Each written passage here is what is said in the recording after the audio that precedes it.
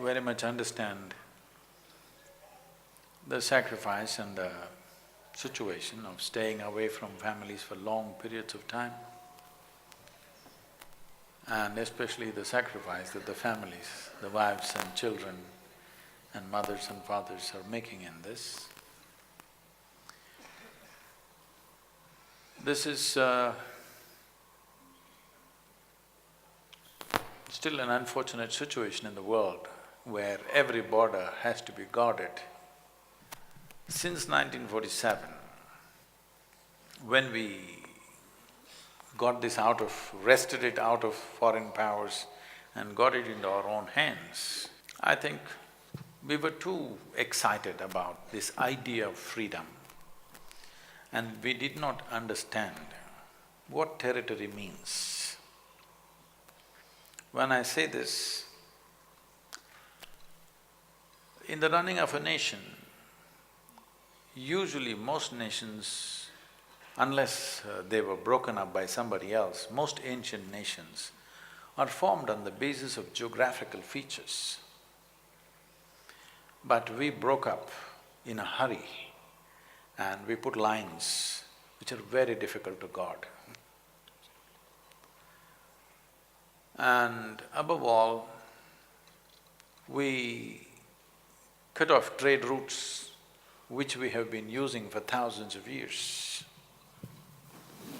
We've been trading with Damascus, Jerusalem, Greece, Rome for thousands of years through these routes, and we cut that off on the western border, and the eastern routes have been on forever. We cut that off on the eastern border and we made a nation. Somewhere we were too excited about the idea of freedom, not really looking at the making of a nation. We were new to freedom and we cut ourselves into pieces without understanding what future problems we will have, which unfortunately both the political entities, our neighbor and us, are suffering because we did not understand the making of a nation. To protect a free nation, what it takes, to make a free nation prosper, what it takes, we did not look at it in full depth and dimension. I'm not trying to blame anybody. All I'm saying is, we were new and we were in a hurry. In many ways, the troubles of our armed forces are related to this, the kind of terrains we have placed them in without reason, in plain open land sometimes. So as your commander was saying, you are in minus 15 degrees centigrade and 52 degrees centigrade in Rajasthan, extreme conditions. Apart from that, staying away from families. This staying away from families, in the past, it was not so much of a problem because almost any man who was active either in business or in anything stayed away from families for long periods of time. But today, because of cell phone and Facebook and Twitter, you're guarding the border with your family right behind you, which is tough.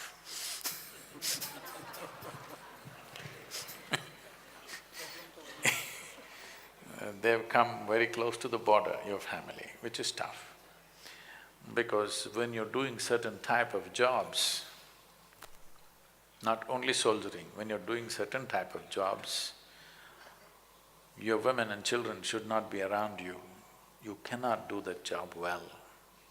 It will bring so much concern and fear that you cannot do the job well. But this is the modern life, that they're everywhere. Every 5 minutes they can call you. There are issues like this is the trouble of the modern times, but at the same time, it is also a solace for the families that they can be in touch with you. But I can imagine what will happen to the families and to you. Suppose there is some kind of action, at that time, if you turn on your cell phone and let them hear the gunfire, this is going to be a disaster. I really don't have a solution for that.